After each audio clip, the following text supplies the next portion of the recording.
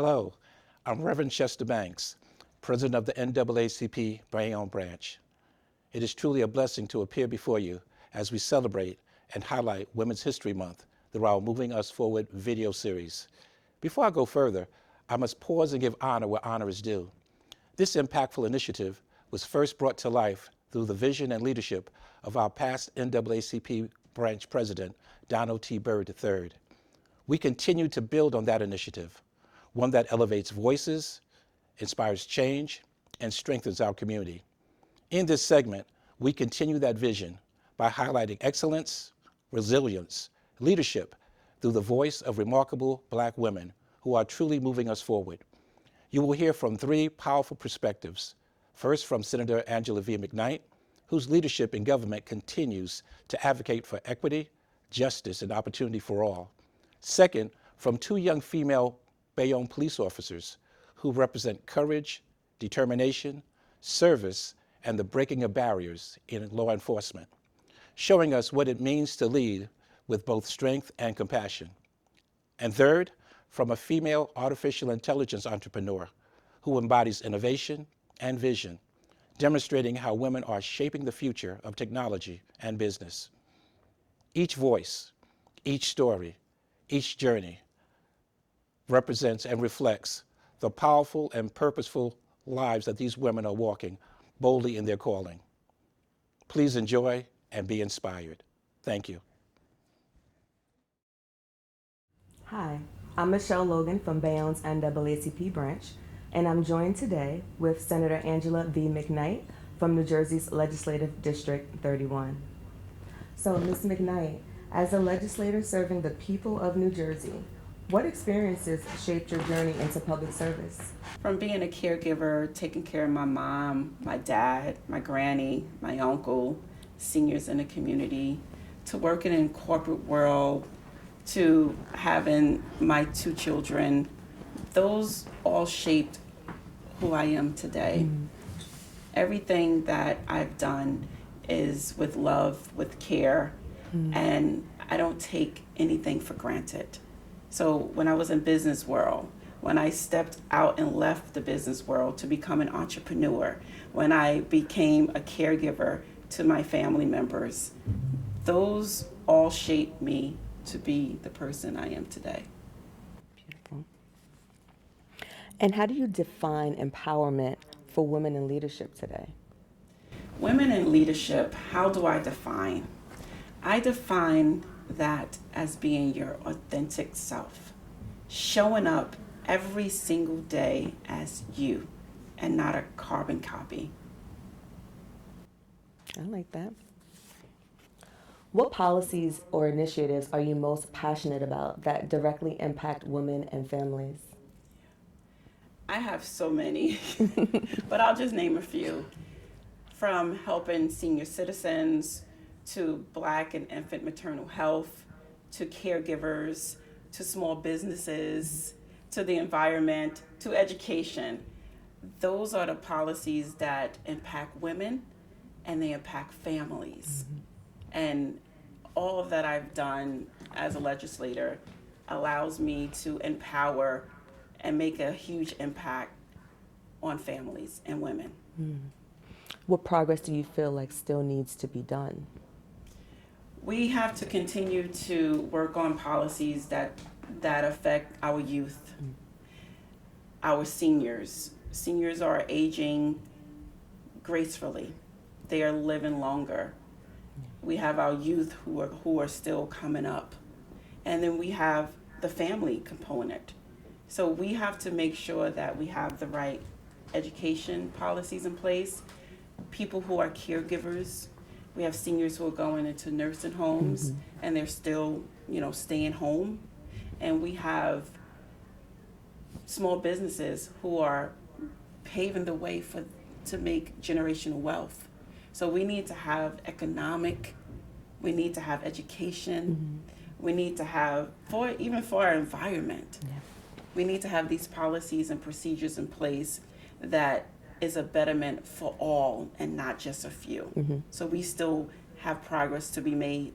I will continue to fight for what's right for women, for family, for our environment, to ensure that they have all the resources, all the tools that they need, and especially our youth, because our youth are our leaders of tomorrow, and we need to make sure that they receive a quality education that makes them better adults than we are. For sure. What policies or initiatives that you have championed are you most proud of? I'm so proud of my financial literacy bill that is law. I'm proud of my cursive writing, that now children this coming September will be able to learn how to write and read cursive writing. I'm proud of the Black and Infant Maternal Health, where for one particular, where we are paying doulas through Medicaid to care for, parents, moms who are pregnant. I'm proud of my my bill on bringing back trauma-informed care and support services for women who deal with domestic violence. I'm proud of making sure that we have grants in place for small business owners so that they can thrive with their business.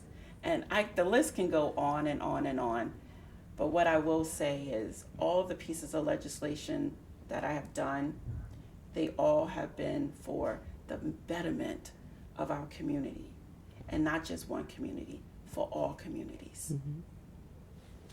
For young women, especially young women of color who aspire for public office or civic leadership, what practical advice do you give them for stepping into spaces where they may often feel underrepresented?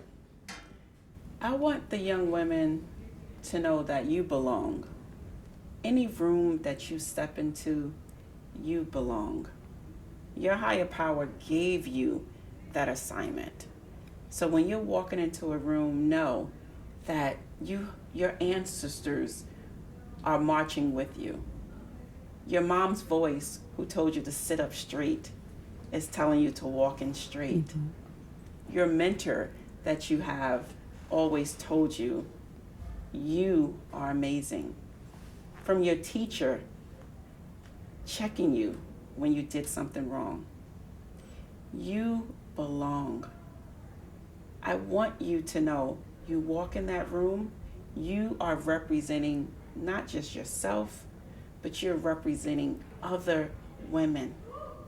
Never allow anyone to tell you that you don't belong. Never allow anyone to devalue who you are.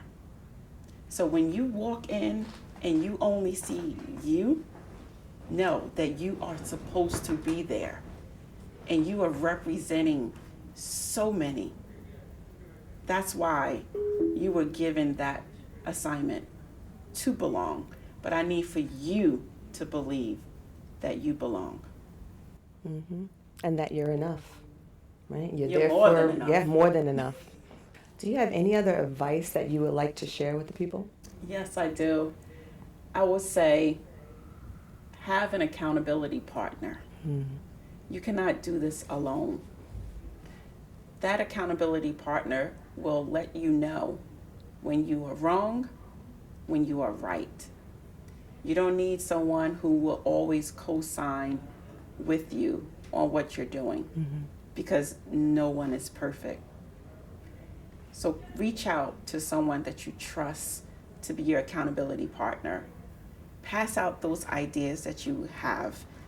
Maybe you want to write a book. Maybe you want to start a business. Call your accountability partner and pass out those ideas and get feedback. Now, if your accountability partner agrees with everything that you do, you need to find another accountability partner. Because again, no one is perfect. And you want someone who will love you, who will support you, and who will be there with you and tell you the truth, no matter what. For sure. You need truth tellers in your life. Absolutely. And people will give you that brutal honesty, but like you said, it's exactly what you need. Yes, it's called constructive criticism. You're right. And we have to acknowledge that, and we have to take that and grow with it. That's what we have to do. You have to grow We are all lifelong learners, no matter what age, whether you're 5 or you're 75, we learn continuously. You're right. Senator McKnight, it's been amazing. Thank you so much for sharing all of your wisdom and gems with us. We truly appreciate you, so thank you for everything. Thank you. Thank you for having me. Happy Women's History Month. Yes. And no, we are in this together. Hello, my name is Desiree Okonkwo, and I'm a member of the Bayonne branch of the NAACP. Thank you so much, Officer Rhodes and Officer Roberts, for joining us here today. And so I'm going to shift into my first question regarding breaking barriers. What motivated you, Officer Rhodes first, to pursue a career in law enforcement? And what challenges have you faced as a Black woman in this profession? Growing up in Bayonne, born and raised, didn't see many Black officers. There were few male officers, but there was no Black women on the force. I wanted the relationship with the community to mirror the Bayonne Police Department. So I wanted a little Black girl to know that it was possible, was more than capable of getting on the force. I wanted myself to be that person that paved the way, and I wanted to go through it. I wanted whatever challenges to face it, so that another Black girl that either asks me that question, or how did you get on, or what was your challenges, or is it even possible, for her to know that it is very much possible to do so. So I also had similar, I also grew up in Bayonne. I've been here since I was 5 years old. I've never seen anybody that looked like me in uniform, so that was definitely one of the driving forces. But I worked in healthcare for 8 years, and I really enjoy helping others. That's like a part of me, huge part of me. But I really needed that adrenaline rush. You know, I would get the adrenaline rush when we do code hearts or code blues and stuff, and everybody's moving. There's a lot of moving parts. Everybody's helping out. Then I would just go back to my desk, and and I'm like, I can't be here forever. So I figured with policing, I can get the best of both worlds. I can help out my community and still get that adrenaline rush that I was seeking. And no day is the same, so you never know what is going to happen. You kind of just have to think on the spot, and that is really important for me because it keeps my brain going. And then thank you, Officer Rhodes. Now, more so specifically, how is this trust and this relationship engendered among the young girls in our community as well? So I think representation is very important in our town, and despite, when I took my test, I got a 95 and I still cried because I thought it was going to be nearly impossible to have someone like me on the force. And normally you would be happy when you get a 95. I was still upset thinking like this is not good enough, because to be part of this team, I have to be better, I have to strive harder. So I feel like people need to know that the possibilities are out there, I want them to see us, and I'm always very friendly. We're very friendly. We say hello, good morning, how's your day? So we're trying to break that barrier of cops are scary and bad, and they're not friendly and they're mean. Like, we want to help you. We want to make your situation as easy as possible, the best way we can, but we don't want you to fear us. Like, fear us when you need to, but not all the time. Like, we're just people at the end of the day, and I feel like a lot of people forget that. So I think representation is important because they can see it happening in their face. Okay, thank you. And so now I think the representation that you both mentioned leads into my next question about supporting both yourselves, but also community. You mentioned the stress of taking the exam and such. So in a career that is both physically and emotionally demanding, what keeps you grounded, what keeps you resilient, and what keeps you empowered to keep going? I think physical fitness for both of us is important. You never know when you're gonna have to jump out of the car and start chasing someone. It's also a way to relieve stress and decompress. For me specifically, I like to meditate and do yoga. That puts me in like a calm space, and I get to let go of all the frustrations at work. Because if you think about it, you're helping everyone else fix their problems. And if you don't take the time out to fix your own, or like take a deep dive within, it can be very detrimental to your health. So for me, the gym is very important. Yeah, to piggyback off of what Officer Robert said, you have to take the time out to fuel not only your body but your soul. So that's a big thing. Your mental health has to be your number one priority. You can't go in trying to be the hero when you are you're in shambles at that point. You have those days where you definitely do go to work where home life is affecting work life, or work life is affecting home life. but there has to be some way where you're separating the two. For me, it's a vacation, you know, just a time for myself, you know, just trying to be with my son. I have a 3-year-old, so that is my world right there. Like my family, like that's him. So I spend most of my time with him, and then also taking vacations, doing stuff that honestly makes me feel better for myself. And whether it's going skydiving, whether it's, you know, going fishing or something like that, doing activities that honestly you wouldn't normally do in a normal day, and trying something new, you know, that's always a good thing. That always helps, trying to get your mental together. So that's definitely a big part.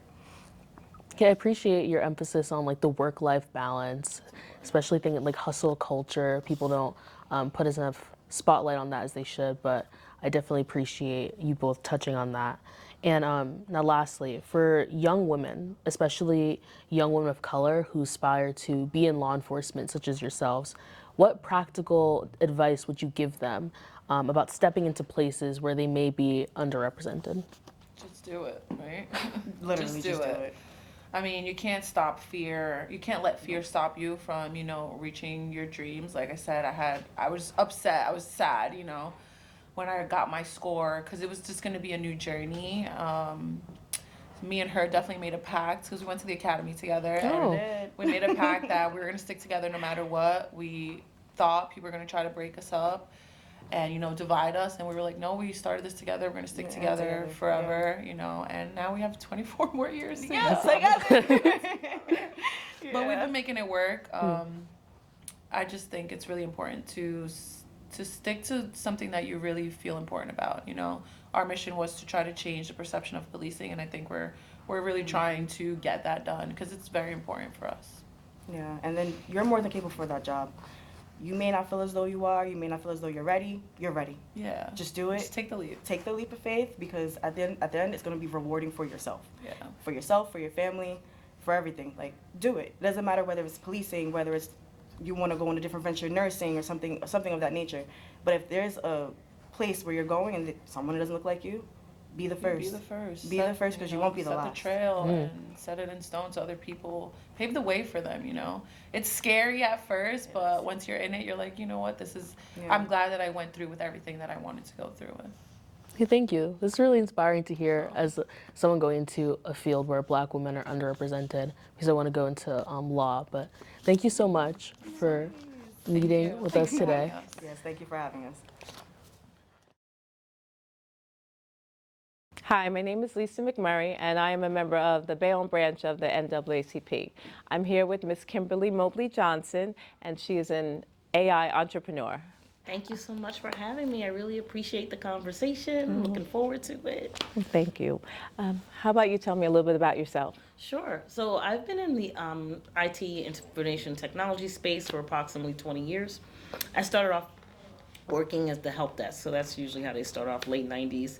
There were like hardly any women in the field.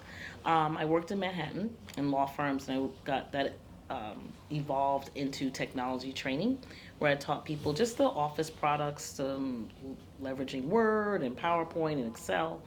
And so I've been in that space for a really long time. Of course, it grew into different applications.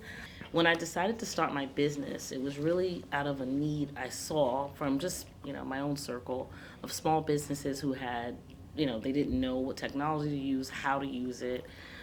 So I became this consultant for what was appropriate technology, you know, how to start a website, how to use cloud storage and that stuff. When I got into AI, before I got into AI, actually, how I got into AI was a little different.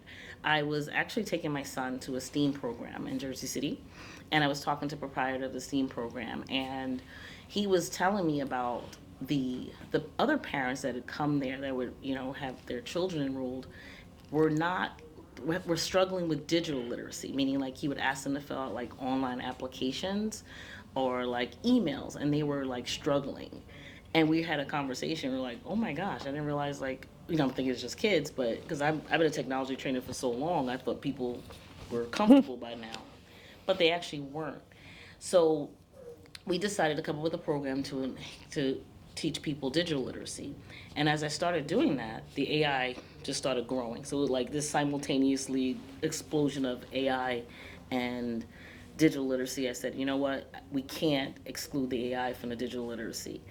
And that was about, talk about the last year. So now, the way AI is growing, the need for literacy in both spaces, just regular computer skills in addition to the AI, is very important. So that's how I kind of landed into guiding people. So it kind of piggybacks off of what I've always done in terms of consulting, but now it's really tailored to AI and helping people navigate through it, because it's a lot. It's a lot out there.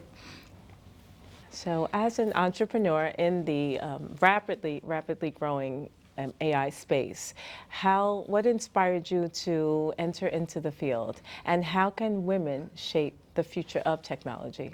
So it's so interesting. I was inspired to enter into it because as I was developing the curriculum for digital, and I saw this overlap of AI.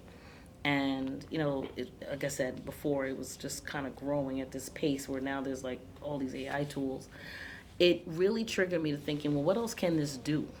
Okay. So as opposed to just teaching people how to use like ChatGPT for your emails or your schedules, I started to like follow some other AI entrepreneurs out there and other AI consultants and other training programs to see what the trajectory was.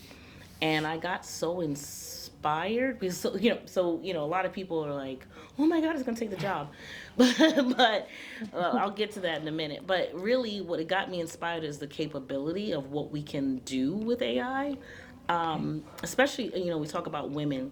Mm-hmm. We tend to be very innovative because we have to juggle a lot of hats. Yes, we do. So it seems like this natural progression to be able to use a tool that can help us take care of these like more, I won't say menial, but more administrative tasks, or these little things that if we can just knock them out the way, it gives us more time to really, do whatever it is we need to accomplish whatever we need to accomplish. So it inspired me to really kind of like go down a rabbit hole of what can we leverage AI for. And the possibilities are like endless. And I was attending a seminar, and it was interesting because there's this consensus that AI, the next trillionaire, maybe not the next one, but there'll be maybe another billionaire, will be like a person that sits in the garage with just a bunch of AI agents running their business. Because it really can open the doors from innovation to implementation very quickly. And knowing that and saying, you know what, a lot of people out there are just thinking it's this scary thing that's coming to replace them, or it's just something to check emails. It's so much more than that. And I really got into wanting to make sure people were aware of the capabilities. Like, you're not. It is going to be something that you can really use to change your either career path or your entrepreneur path or what have you. And I don't think a lot of people realize that now. It's just this big scary buzzword, but it's so much more than that. And I that's what drove me to really pursue being a strategist and a consultant in this space, just to make sure people are informed carefully and not just judging, not just going off of, oh, it's going to take my job. It can't take your job. It's not there yet. It's not Skynet for any of you Terminator fans out there. It's not Skynet. It can't think like you. And as a matter of fact, I will say that AI is probably going to make us think more critically than ever, because we're going to have to be able to discern what is real and what is not. Okay. And we're going to have to be able to tell AI what to do. We're going to have to tell AI it's wrong. Like, we're still in the seat. But it allows us to, it gives us another way of managing our data and managing our knowledge in a way that we haven't been able to do probably ever. So that was my inspiration. A really long-winded answer, but that is really why I just see so much potential with it. What obstacles have you encountered as a woman in this field, and how did you push through any moments of doubt or resistance? Ooh, interesting. So I haven't personally encountered obstacles, but I will say there are obstacles out there. Yeah. AI has, there is still the concern about AI being very biased, because the programming was predominantly done by group of maybe white single men from like Nebraska somewhere. So it's very biased. So some of the content and some of the data may not be favorable to people of color, women. I was just watching a video where they were saying they had to train an AI model to be able to discern what a black woman was from a black man. And they had to take it out of the country to train it because it couldn't discern what that was. So I think some of the obstacles we're going to encounter are the biases that because of the programming, not so much the tool. And we have to learn how to get behind the curtain of AI. So we're going to need more engineers, more coders, in our space that can help us make sure that it is really level set in terms of bias, because that can be that's one of the drawbacks. There's others, but that's probably one of the bigger ones I see as a woman, especially a black woman. But again, it's up to us. We're still in control.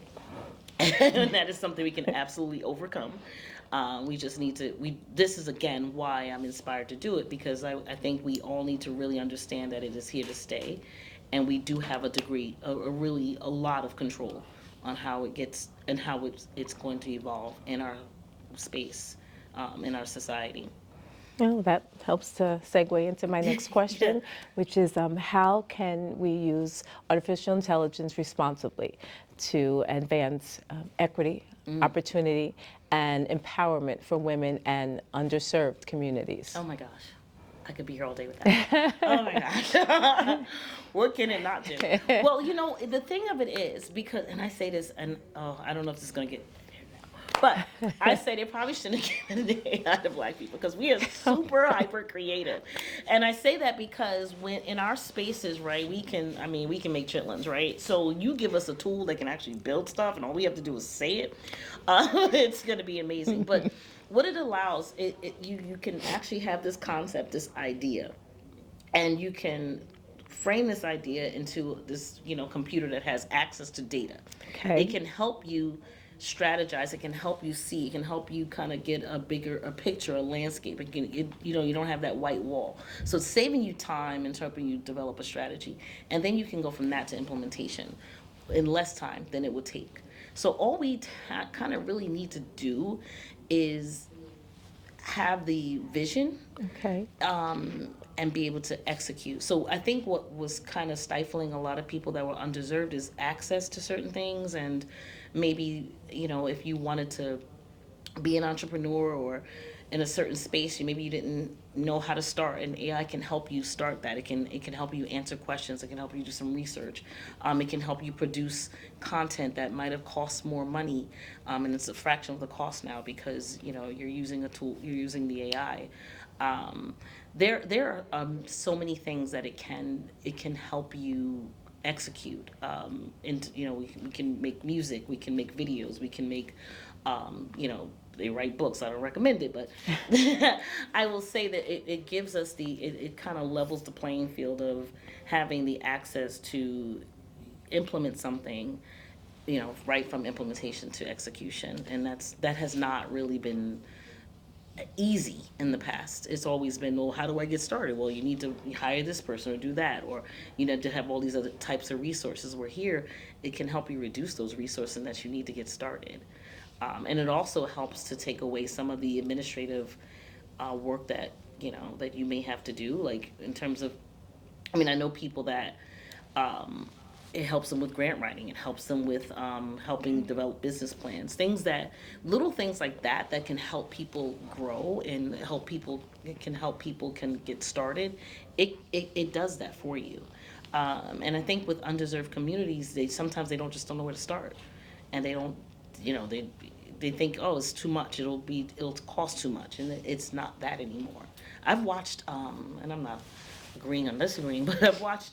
There's this whole, I don't know if it's a trend, but I have watched. There's like underground rappers that are not they're not mainstream, or maybe they are, but I just don't know them because I don't follow. But they've been able to create their own music videos with AI. So they've saved time with hiring production costs or maybe reducing production costs to get themselves out there until they can afford that level of professionalism. But I find that there's definitely opportunity and space to create Okay. that wasn't necessarily there before. For young women, especially young women of color who aspire to work in the tech industry, what practical advice would you give them about stepping into spaces where they are underrepresented? I would say that don't be afraid. You're when you step in these spaces, you don't know any less than anyone else. Everyone has started off where you are. They may know something more than you do at this moment, but that doesn't mean that you can't aspire to get to that level. But you're, especially in this day and age, there's nothing that you can't learn. There's nothing that you can't do. It may just, you may have your different timings, but that doesn't mean that you can't develop into that. So even if you're the first one here or the second one here, that really is irrelevant. You can find your own niche. You can find your own space.